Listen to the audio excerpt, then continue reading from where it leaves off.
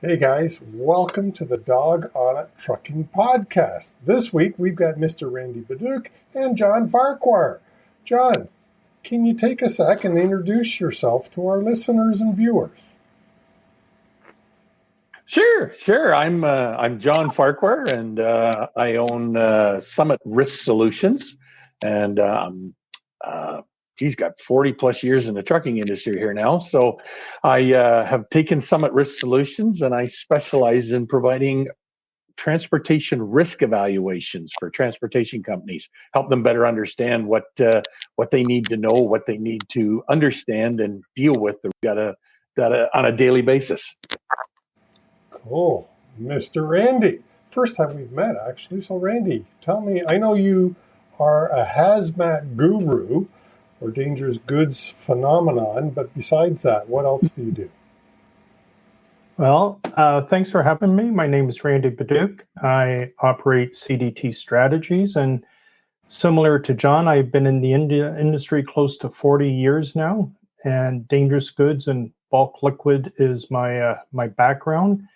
And for the last 7 years, I've been helping companies with their strategies and compliance areas and just lending that hand where we can to make the roads we operate on and the communities hopefully just that much safer. But looking forward to our session. Awesome. Now, this means that basically we've got three competitors all on one screen. You could call it that. I like to say we're strategic partners. And this is true because I have a great deal of respect for each of you. Randy, I've never met you, but your reputation precedes you. So I always like to say we're all one string in the rope, and the more strings we have, the stronger the rope is together. Perfect. Great. Good analogy.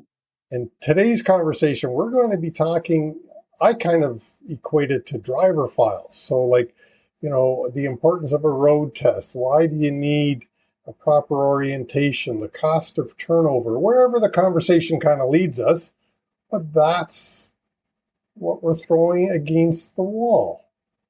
Mm-hmm. Randy, it looks like you wanted to say something. Nope, just waiting to help where we can. All right, well, let's start off with the importance of a road test.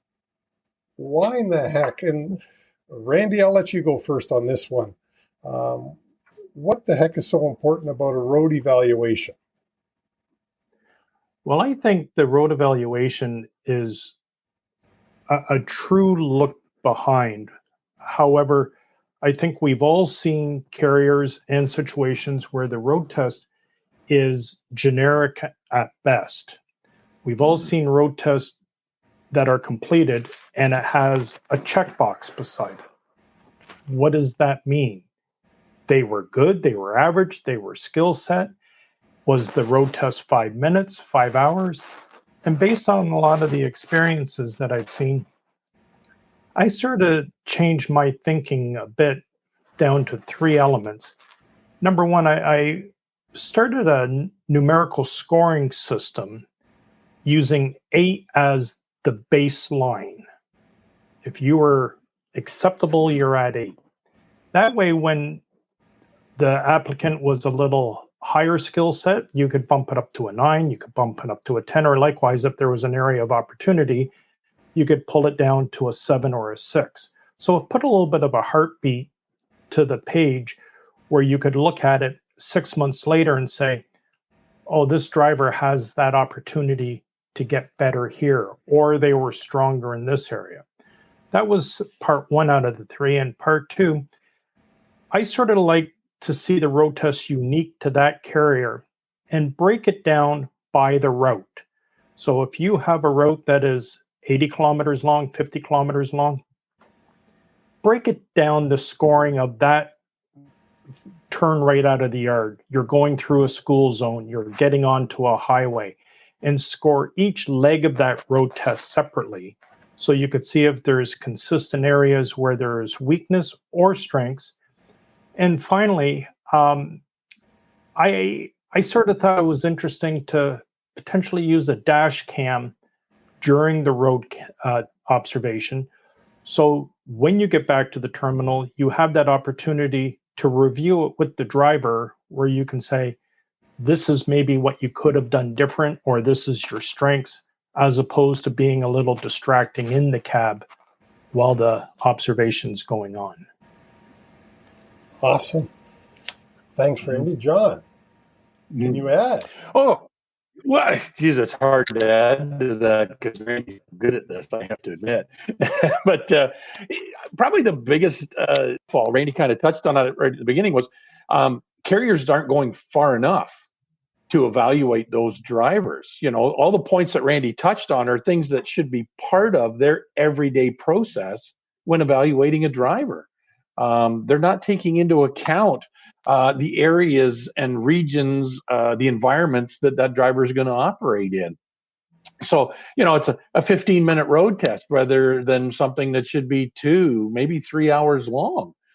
Getting in depth into what it is. As Randy touched on, there's multiple areas of scoring that need to be touched on. That the driver needs to understand, do they have the skill set? They hold a ticket, but is that really enough? Well, and let me ask, and I'll start with John this time. Why is scoring important as opposed to the old checkbox type? Well, the checkbox is, you know, it's kind of a yes or a no type approach, when a yes and a no these days does not work. We need to know what level of yes, what level of no, you know, so the evaluation process. So as Randy touched on in the scoring mechanism, that's an excellent way to be able to tell the level of skill, you know, and the approach of that evaluation being transparent to be able to say, well, a 1 is this, a 10 is this, you know, and where are you in here? So you can talk about the strengths and the weaknesses. Because obviously when you're done doing the evaluation, you might go, God, he's got the right attitude, but he's got some skills that he needs to work on here a little bit. Let's put him with a mentoring driver and then share that road evaluation with that mentor to be able to say, here's the areas he scored weak in, and this is what he needs some strengths on. And in addition to that, John, if the carrier is doing a periodic reevaluation, whoever is doing that, like you said, the driver mentor can see the previous report, or there could be a turnover in staff. So it gives a little historical background of the completed observations. The question I was going to ask of Randy, you've probably seen these in driver files where you walk in and it's the checkbox type road evaluation and everything is checked and no comments. And when I look at it, I go, that means he's a perfect driver. Have you ever... He's John. Yeah. Have you ever road tested the perfect driver? I've road tested several amazing drivers, but not the perfect driver, because I think we all have developed habits where we can improve our own skill sets. We all have opportunities to improve. Yeah, and that's why I really like the idea that you stated about scoring, because it gives us the opportunity to say, there's room, you're a great driver, but there's room for improvement here. Or from a safety perspective, let me give you this suggestion, and it might make you a better driver yet. And even though you already scored. And the other thing I really like about it is if you set a scoring baseline or low score for qualification, you mentioned 8. So in my world, I use 80%. As long as you score 80% or above, you've passed the road test. But you're not going to, I haven't tested that perfect driver yet. Correct. And I think the other element the scoring brings a benefit is a driver who maybe scored quite high, 89, 90, but they were reevaluated a couple of years later. And in that interim, they've developed those habits. Now suddenly they're down into the high 70s range, that you can tell what happened. How did this habit develop? Yeah. John, how do you break habits?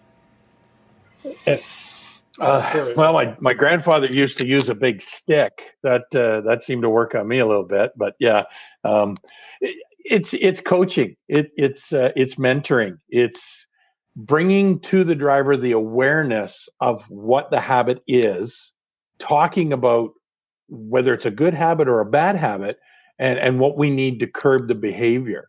As Randy said and touched on it earlier, a dash camera, or a 360 camera in the vehicle while you're doing that.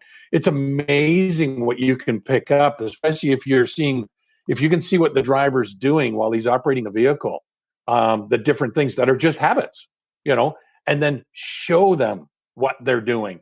They're all of a sudden going to go, oh my God, I didn't know I'd do that. I didn't realize I did that.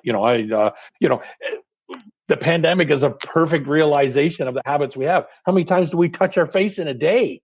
And they say, don't do it, but you're doing it. And you don't even realize you're doing it. Drivers have the same thing.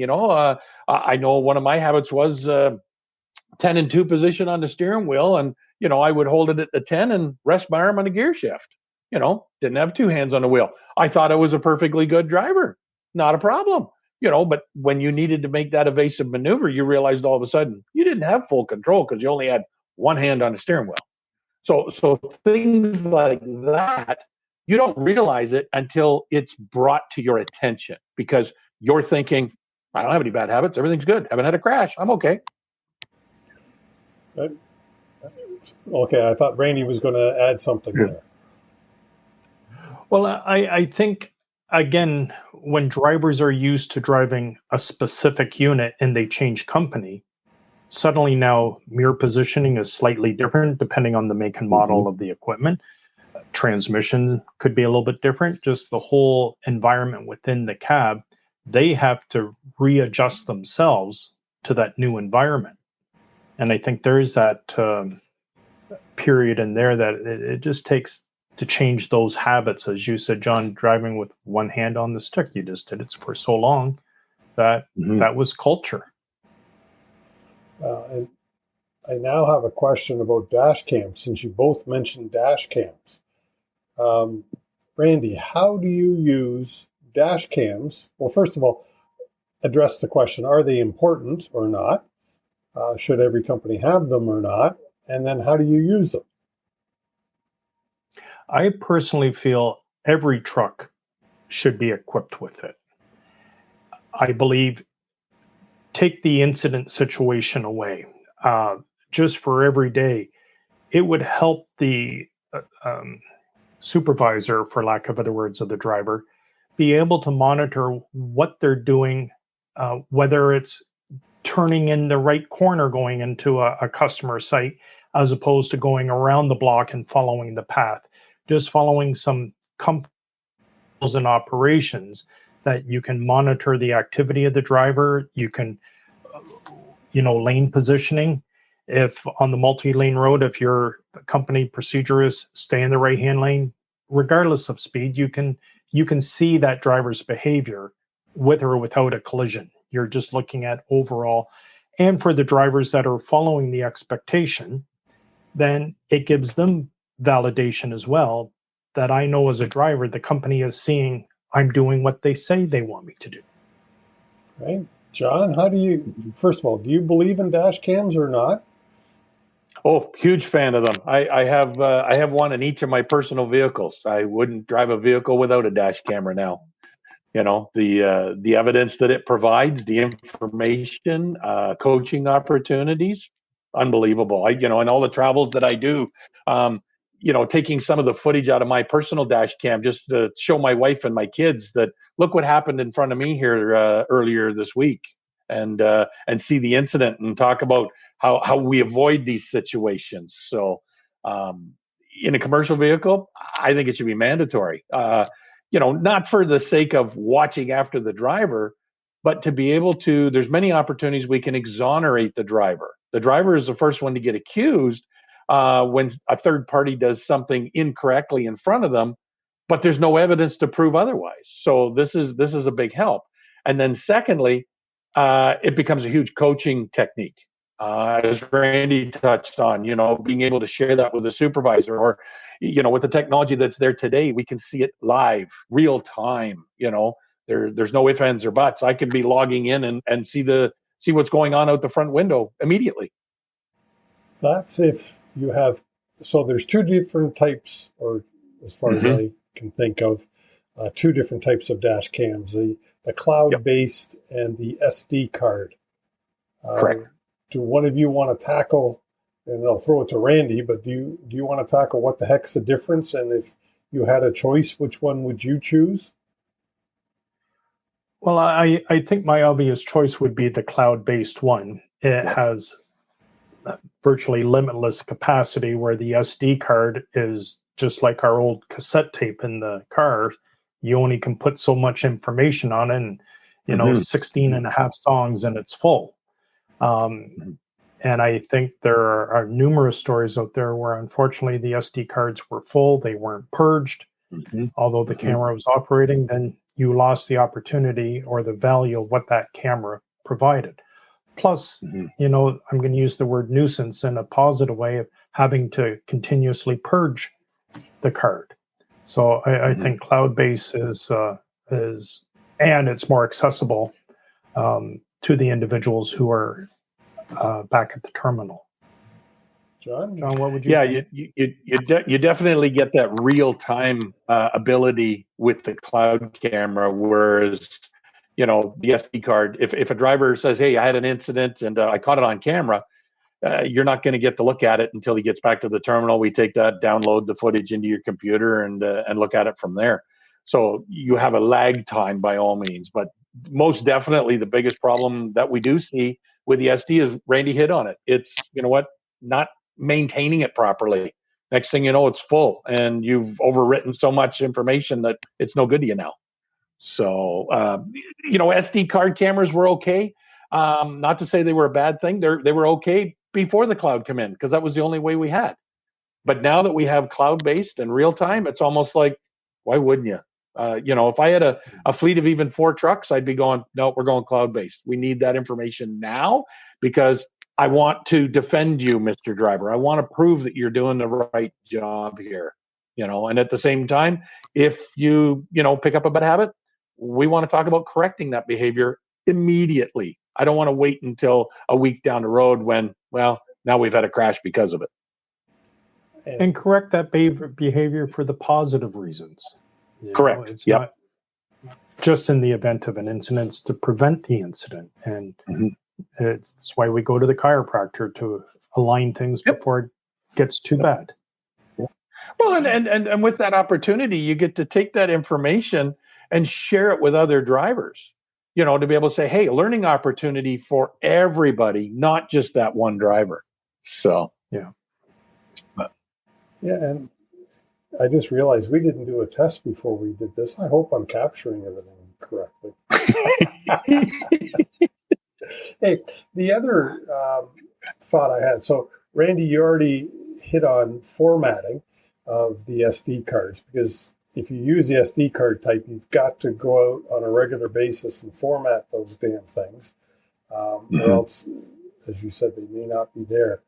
The other advantage that I would throw out there for the cloud-based ones is a lot of them give the safety department an alert when an event happens. So a hard break or something. Randy, you want to? Absolutely. And that, again, it may not be leading to an incident that moment, but it could be seeing a definite trend or a pattern of why is this individual driver having those hard breaks, and just giving that learning opportunity in that moment to correct the behavior, to correct the culture, so they don't, and it's measurable. We can't do anything unless we can measure it. So I think it's just rock solid information that we can use to help protect that driver and ultimately the fleet. Yeah. And John, something to add? Yeah, no, he's spot on. If you don't have that information, you just can't measure it, and manage what you don't measure. Simple as that. So it causes grief if you don't have what's going on. It makes life so simple now compared to what we had years ago when we didn't even have a dash camera. We had to rely on everybody's word. We had to hope everybody was telling the truth, and you were trying to give your driver the benefit of the doubt because he's your employee. You're trying to defend him when this third party has said, oh, your truck cut me off, and we have no evidence of any other sort, So now it's like, oh, now I have all this evidence and I can prove, no, the four-wheeler did not get cut off by the big truck. It was the opposite way around. And courts are now using that to their benefit to streamline processes, and insurance folks, lawyers, everybody, they're loving it. Yeah, I know from my insurance days, and John, you're probably the same. The insurance companies love dash cams, whether they prove you to be innocent or guilty. Exactly. Matter. Yep.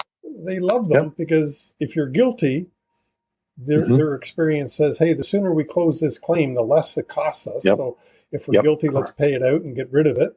And in the majority of cases, I believe it proves our driver, the professional truck driver, was actually not guilty, and it proves their innocence, and it makes the claim also go away at a much cheaper price. Big time. Absolutely. Guys, we're going to have to do this again because our time is just about up. I will have your contact info. And all we did is talk about road tests and and dash cams. But I will have your contact info in the show notes below. Randy, whereabouts are you located? I'm in London. All right. And Mr. Farquhar? Just outside of Woodstock. So we got London, we got Woodstock, and we got Hamilton. So we got kind of the west end of Ontario covered. Yep. So, absolutely. And I would encourage the listeners and viewers, if you know me, I vouch for these two guys. On camera, I can actually say that. As I said, I haven't met Randy before, but his reputation precedes him. Mr. Farquhar and I have crossed paths for years, as I know. I know John. And actually, John, I don't know if you realize you were the only golf game I had this year was the day that you and I got out. Well, you know what? It's funny because the only time that I golfed was with you and Randy. That was it. So now we'll have to get the three of us together. We'll have to work on it. Guys, thanks so much. As I say, contact info is below. If any of our listeners and viewers want to reach out, ask questions, please shoot a note to Randy or to John or to myself. All right.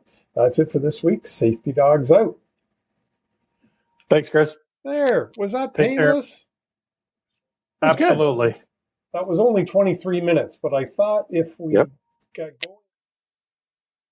I hope you loved the show as much as I did. Please leave us a like, a thumbs up, a review, a comment, a rating if it is in your heart. Thank you so much. And I do really appreciate your time. And join us again next week for another exciting interview.